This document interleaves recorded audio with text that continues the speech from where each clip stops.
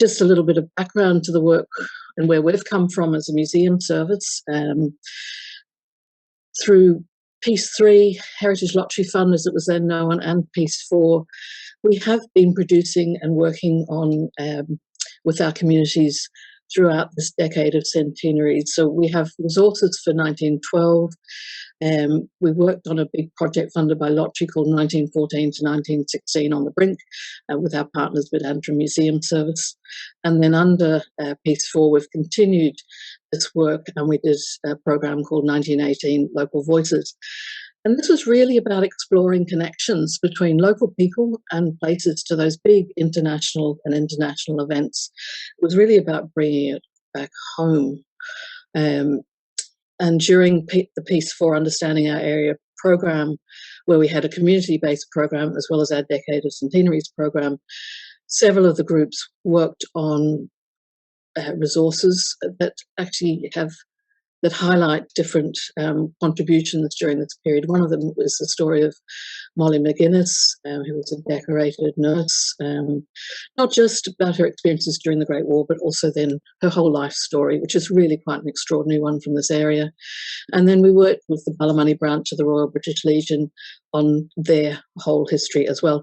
Those resources, any of the resources we have done, our exhibitions, our learning programs, are all available on niarchive.org.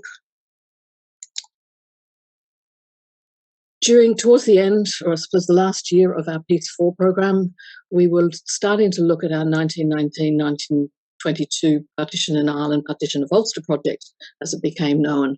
So in 2018, we commissioned a newspaper research project, of which we have all the databases and reports available.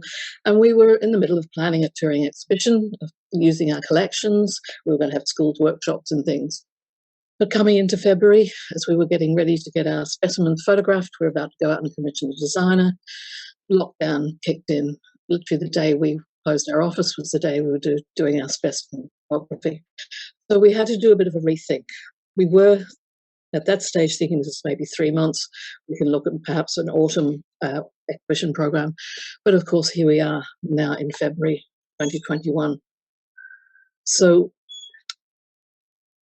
we have worked to produce exhibition panels and object lists, so we are ready to run a program in our venues when we are able to open up. We have produced a brochure tracing a timeline of events.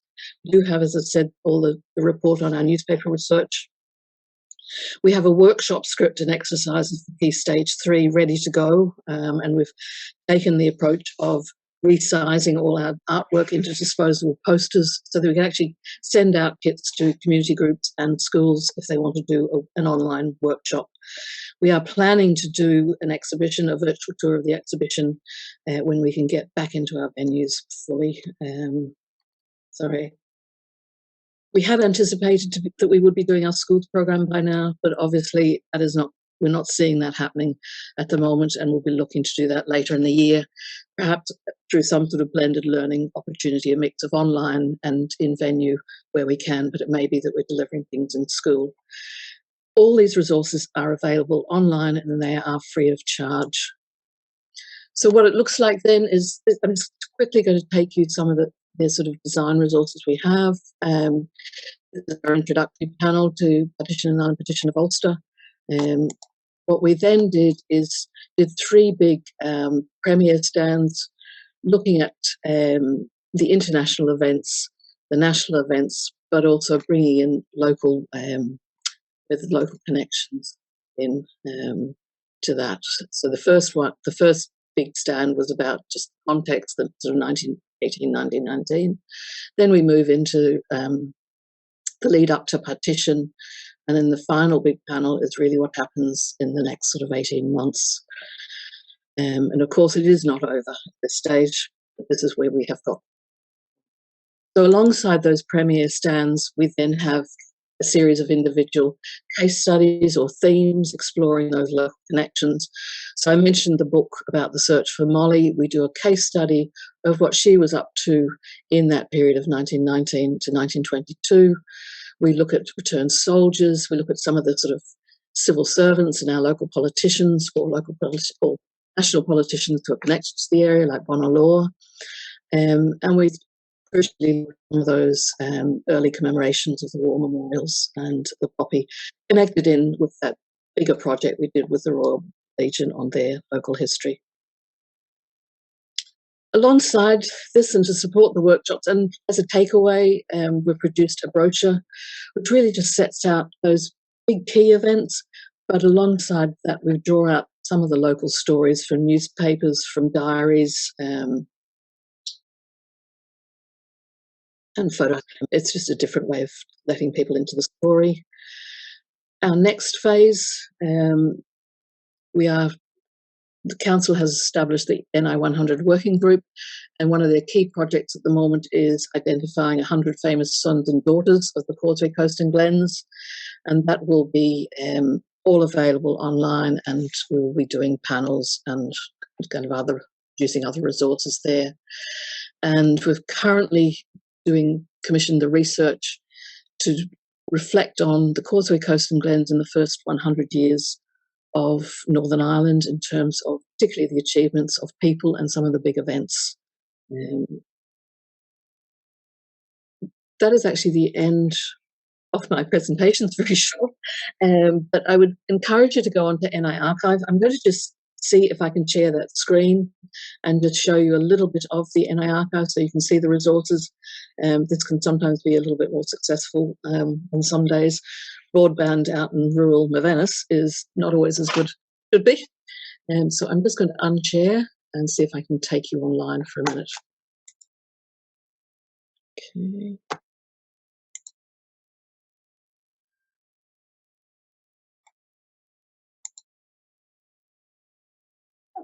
Can you see that?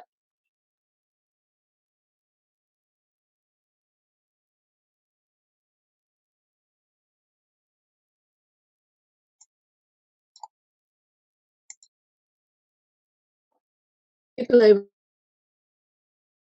able to see, Peter or Paul, could you just, I can see your on my screen at the minute.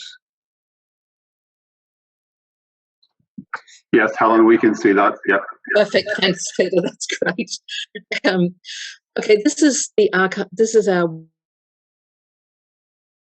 website where our results are uploaded onto. You can just see I did a little bit of an update on that the other day, so it would appear the partition project would appear. What I will say is that one of the easiest ways coming into this cold is just to hit the search button up there on the top right hand side and type in partition. You can also go in to see across the top a menu that says projects, archive and resources. The archive are our collections, and they can be community-based collections or they can be museum-based collections. I'm just going to type in partition.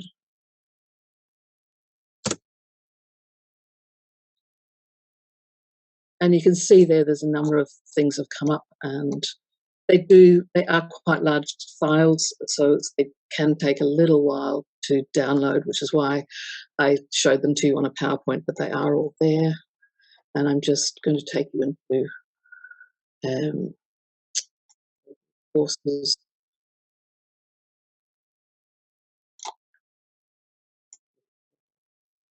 And you'll see 1919 to 1922. Everything we are doing is on here, and there's a huge amount of resource.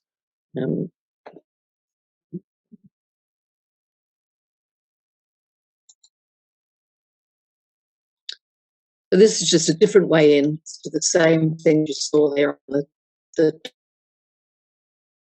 top line search. As we go through, the famous sons and daughters will be uploaded on here, and the reflections on the Causeway project as well. Beyond that, we do have other projects in the pipeline, but we're waiting to hear the outcome of various funding applications and our own council budget process.